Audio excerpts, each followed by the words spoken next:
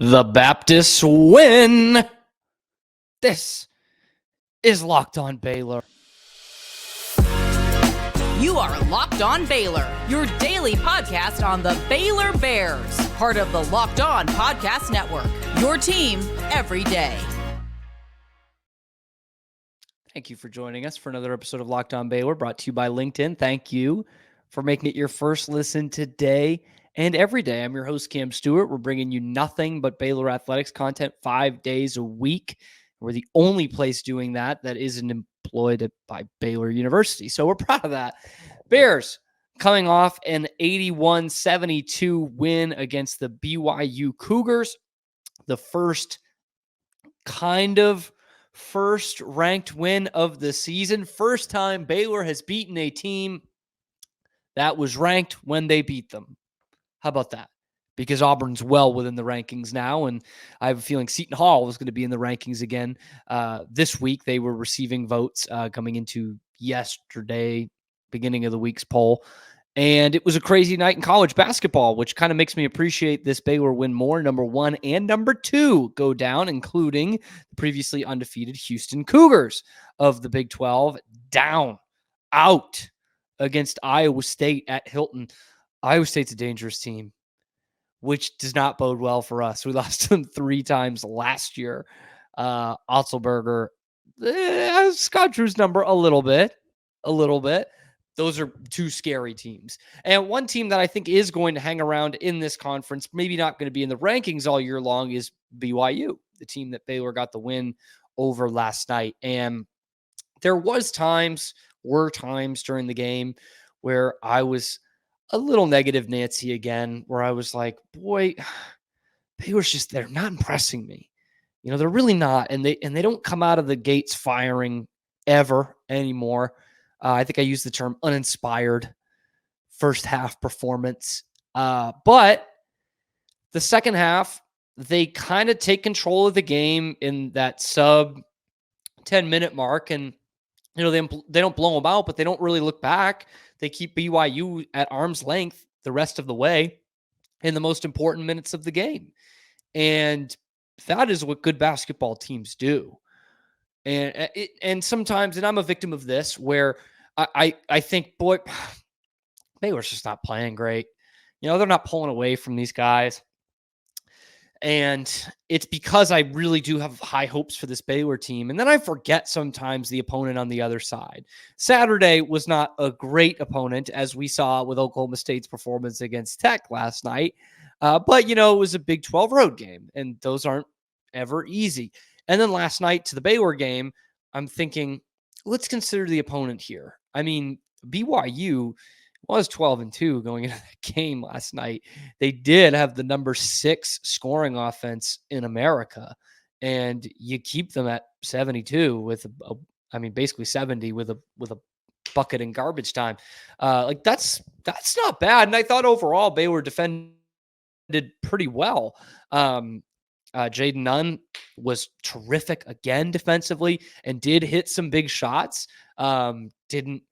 Isn't ever going to shoot 60, 70, 80% from the floor, but hit some big shots. Now, if we're talking about individual performances, the man that kind of starts and ends it for Baylor is Jalen Bridges.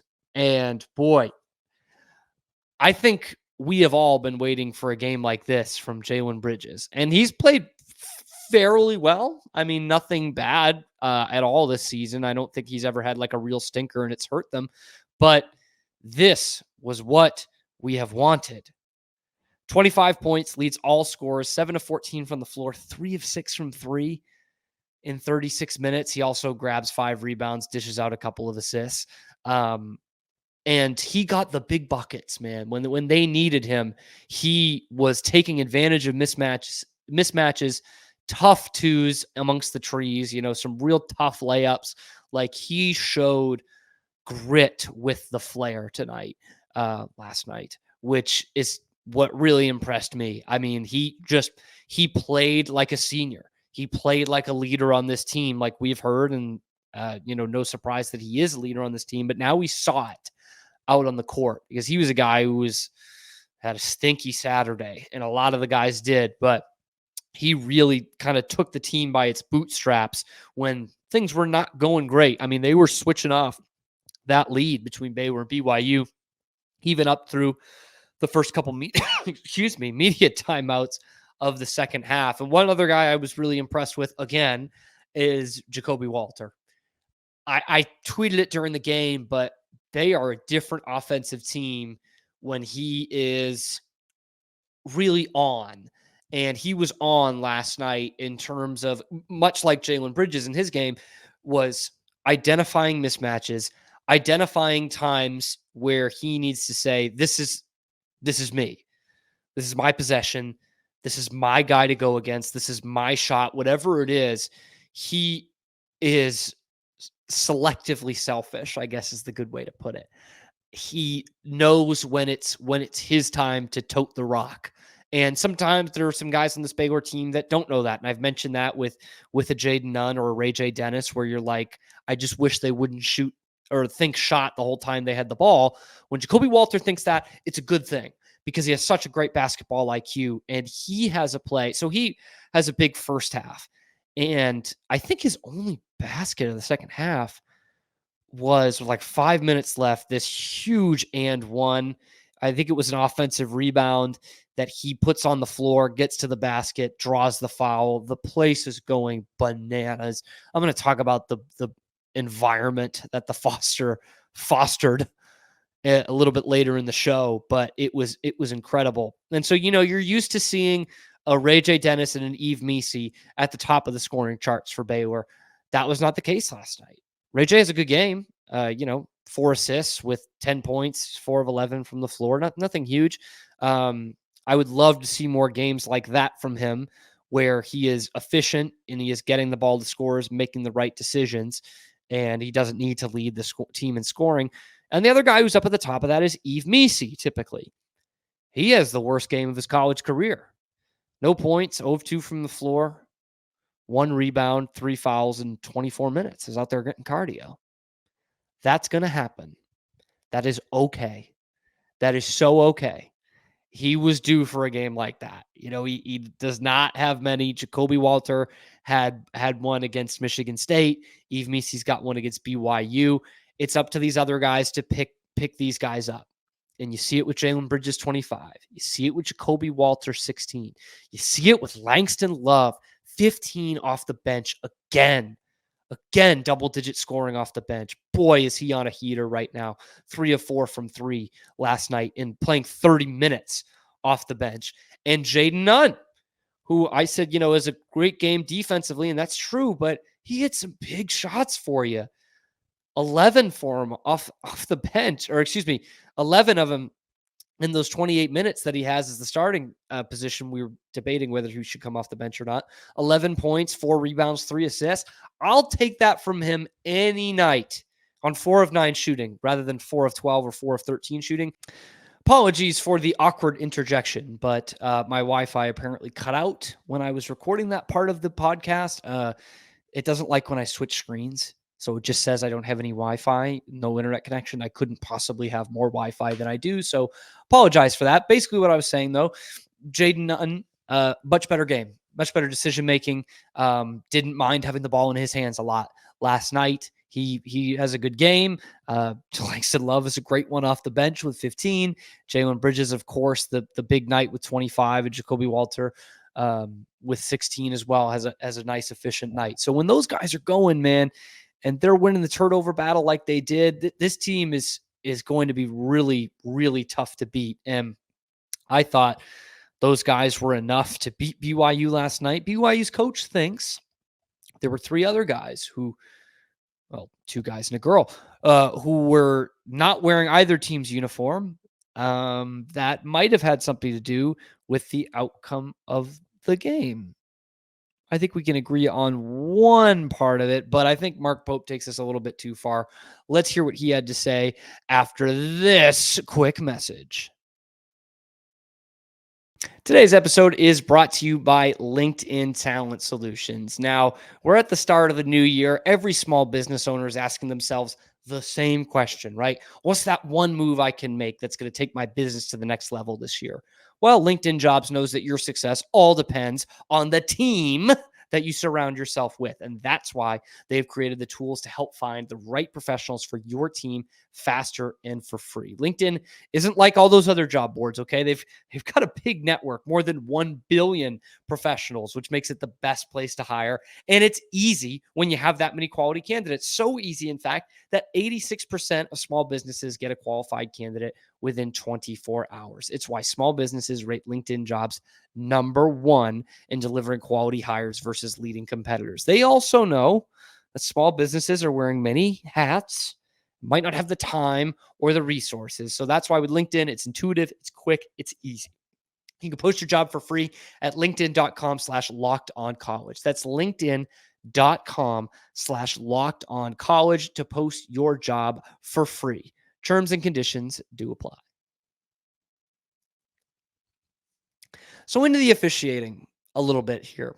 Mark Pope got a technical foul late in this game for slamming a drink on our brand new scores table. Come on, Mark. Come on. We spent a lot of money on that. And he was upset with the officiating. And in the post-game presser, he said something along the lines of, I'd love to tell you what I really feel about the officiating, but I'm not going to do that, implying that he didn't really like it. And this is interesting because this came after a BYU media member sat right next to me in the press conference before anyone had come in terms of coaches and said, boy, welcome to the Big 12. That was some home cooking. I'm thinking, what the hell is this guy talking about? I just watched that game. If anything, the officiating was bad in favor of BYU. Look at the numbers, okay? Baylor did shoot twice as many free throws as BYU did. But just off the eye test, for those of us that were watching the game, I don't think it favored either team. And if anything, maybe this was just my Baylor glasses from the media section. If anything, it was favoring BYU a little bit and letting them play on in some possessions. But I will say, to defend Mark Pope, I didn't love the officiating either. I was just confused as to whether, and it was kind of the same thing from Saturday, which I hope this isn't a trend, but I couldn't tell if they wanted to officiate this like a Big 12 game or not. If they were going to be like, well, it's the Big 12, it's the most physical league in the conference or in the country.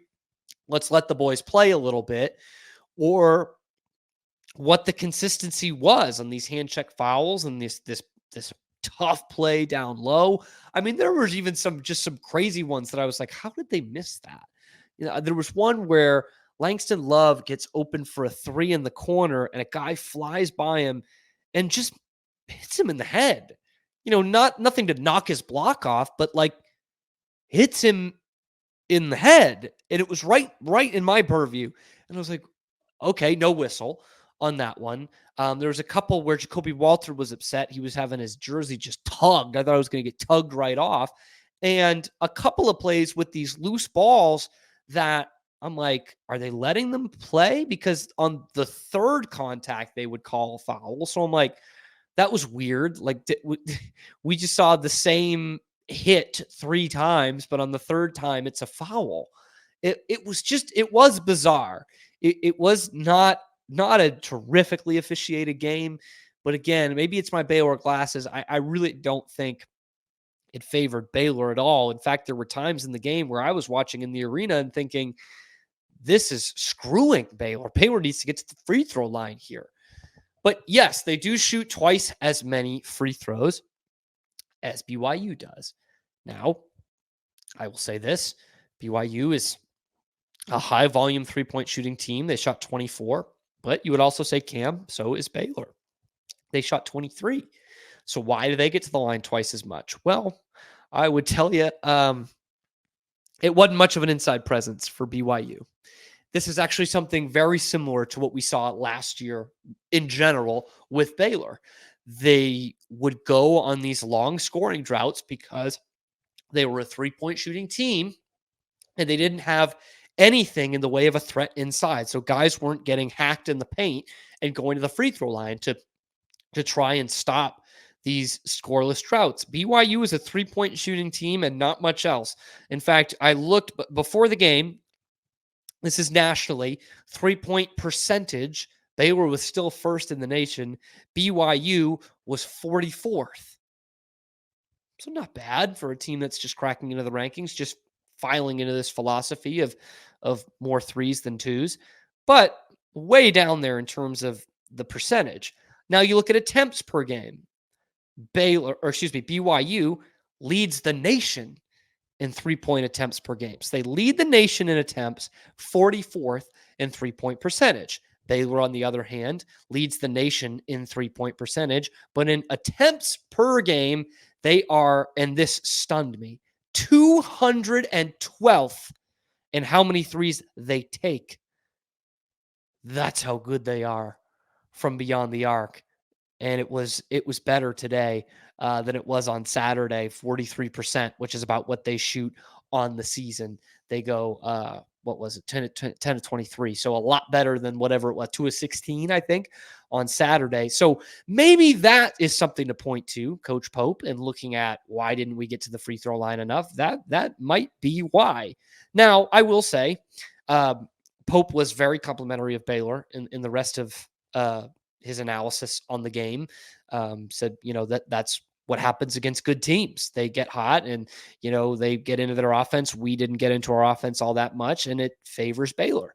And by the way, the turnover battle, that's been something that has been up and down this season. And when Baylor has not been good, it's been bad. That's been the big thing, the turnover battle. How about 14-5 last night? They forced 14, which is good. That's fine. But to only surrender the ball 5 times against a ranked team that played some pretty good defense at times last night, that is tremendous. Tremendous. And I asked Coach Drew about this after the game, and he was saying, a lot of it is just these guys getting reps with each other. Ray J. Dennis and Jaden Nunn, those primary ball handlers, getting reps with these guys, and practice reps and game reps are way different. And I don't want to use that excuse in the middle of January that they haven't played enough together. And thankfully we are on the course that we don't have to do that, because that seems to at least have figured itself out. Of course, there's going to be games where they're throwing the ball all over the place, but they have seemed to turn a bit of a corner on that. BYU, for as much as they don't have too much of an inside presence, their guards could get to the bucket. They outscored Baylor by 12 in the paint. They outscored them by 7 on the bench, but it's plus 15 in the second half for Baylor after that crazy sequence at the end of the first half where Jacoby Walter gets this technical foul. I still don't know why. I didn't get any explanation on that. No one really that I was around saw what happened for him to get that, but he hits a big shot and then gets a technical. And BYU maxes that out. They get 5 points, and then they get the 3-point play right before half. And all of a sudden you're like, well, shell shocked. Like, what happened? What happened to Baylor? In that sequence, they're down 6 going into the half, plus 15 in the second half, 48 points in the second half. That is the offense we were promised. And against a good team, they were just making more shots than BYU did down the stretch. And when they absolutely needed to keep pushing, they would. And obviously Mark Pope helped us out a little bit. With a minute left, there was already a foul, and then there was the technical foul on him for slamming that water bottle down and yelling at the refs. Who could have guessed it? BYU losing their heads and disrespecting officials. Struck me as odd. But that puts the game away. Baylor hits 4 free throws, gets the ball, and just kind of puts the thing to bed. So officials, not great. Coach Pope, I'll agree with you on that. It was not great. It was not a glittering example of what this league could and should be. But I would say that was far from the only problem for BYU. One of the problems that BYU had, which will certainly not be a problem for Baylor going forward, is the Foster Pavilion. Oh, that place was on it last night. It was awesome. But first, I got to tell you about America's number one sportsbook and today's other sponsor, and that would be FanDuel. The NFL regular season, it's done. It's fugazi. It's gone. We're into the playoffs, but there's still time to get in on the action with FanDuel. That is America's number one sportsbook. Right now, new customers get $150 in bonus bets guaranteed when you place a $5 bet. That's $150 in bonus bets, win or lose. The app is so easy to use, and there's so many different ways to bet. They've got live same game parlays. They've got a parlay hub. You can do spreads, over-unders, prop bets, all that great stuff. It's so easy, even I can win money off it, which means it's really easy. So go to FanDuel.com/locked-on and make that first bet a layup. That's FanDuel.com/locked-on. FanDuel, official partner of the NFL and America's number one sportsbook. So Jalen Bridges has a great game. Langston Love has a great game. Jacoby Walter has a pretty darn good game. But I'm going to give you the MVP of Baylor's victory over BYU, and that was the Foster Pavilion. That place was electric last night. Electric. I think the first game, we were all just ooh and ah and dazzled by this great new arena. And everyone's, taking pictures, taking videos, myself included. But last night was the first time it was like, okay, we know what this place is, but we got a big game, ranked opponent. BYU's got some fans there too. Let's make this a cauldron rather than a shiny new arena. And they did that. Oh my Lord, did they do that? The fans, all in all, completely brought it, especially the students. They were fantastic. And we don't even have class, don't even start till next week. We don't even have them all back yet. Oh, this place is going to be an absolute cauldron in this Big 12 schedule. Jalen Bridges told Scott True after the game, he said, this place is way louder than the Farrell. And he is right, man. It was the Farrell at its best was still a reactive crowd. This was the first time I was at a Baylor game, and it felt like a proactive crowd. The place was getting loud on defense. And when Baylor makes a play on defense, that place goes bananas. Like it's like goosebumps to watch. It's bigger. It gets louder than any big shot. When they force a turnover, force a shot clock violation, get a steal, the hustle plays even, that place goes nuts. And it is to the point where the players have to be feeding off of that. They have to. Jalen Bridges also said after the game he was 2 seats over from Jaden Nunn when he said this. So, I don't know, 7 or 8 feet. He goes, there were times in the game where we were making runs and we were this far away from each other, like we are right now, this 7 or 8 feet, and we couldn't hear each other. It was he just said it was night and day. It was a completely different atmosphere than what they're used to, and how he also went on to say how important that's going to be for Baylor going forward. This, for the first time for me at a Baylor basketball game, felt like this is a home court advantage. This is what it feels like. When your team is just playing great defense and, hustling, and the place is going nuts, like you hit the game-winning 3, that's where the players start to feed off it. And there were times I couldn't even hear myself thinking there. I mean, some of the runs they went on first half, second half, defensive end, offensive end, it was just crazy. And Bridges hits a 3 late in the second half that is as loud as I ever heard the Farrell Center. And there were some times the Farrell Center got really, really loud, but this just felt different. And at some point, I'm going to stop dedicating segments to how much I love the Foster Pavilion. Today is not that day, because this felt like the turning of the page. Last week against Cornell, include from the men's side, I should say. Obviously, it was a great atmosphere against TCU for the ladies. But last week against Cornell, it was, again, the looks great, flash bulbs, all that. Who's going to get the first basket, blah, blah, blah, yada, yada. Now it is, okay, this is our home, and we are going to protect it at all costs.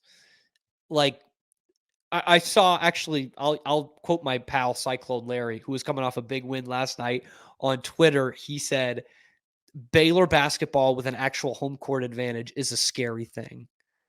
And it is up to us to keep that up, because that was something that teams could at least hang their hat on the last few years as Baylor turned to this elite status. They were like, Baylor's really good, but at least, going there isn't unwinnable the way Kansas is, the way Iowa State is when they're at their best, or name your arena. It might be that way now.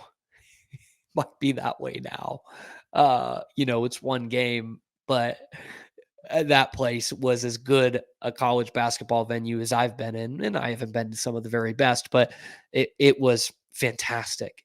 And it feels like, whether the crowd is really getting into it or not, it feels like a big game. It feels like all the great things of an NBA atmosphere. It feels big time. And then you couple into how loud that place can get. It's a dangerous combination. Bad referee calls, steals, putback dunks, threes. They'll go nuts for anything. And that's a scary proposition for other teams when that place gets going. And this was on a weeknight. This was an 8:00 tip on a Tuesday without all the students on campus, which was the downfall of Baylor atmospheres for years and years and years. And we're just getting a taste of it. Saturday, they're playing who? Cincinnati. But it's going to be a night game, and the students are going to be back, you'd think. They start class that Tuesday, I guess. Monday's Martin Luther King Day. It's going to be incredible. I mean, just think of what these weekend games are going to be. Oh, good luck, everybody else. Get us at your home barn, okay? Because that might be the only real shot you've got at these Baylor Bears. Coming into the Foster Pavilion and winning is going to be a very, very, very difficult thing to do. And I'm here for it. Were you there last night? Tell me what you thought about the atmosphere. Tell me how it came out on TV. Let me know what you think about this Baylor team. Are you being too hard on them? Was I being too hard on them? This was a good win, in my opinion. Let me know what you think about the performance. We'll break down a little bit more about this team going forward and on the weekend schedule. We've also got to catch you up on what football players that, actually visited over the weekend signed and what we could expect from them and how this team is starting to take shape, especially on the offensive end with Jake Spavital. Anyway, be sure to leave a comment down below. Any comment helps. Be sure to like and subscribe. Tell your friends about it. And be sure to continue to make it your first listen today and every day. I am your host, Cam Stewart. We'll be back tomorrow with more Locked On Baylor.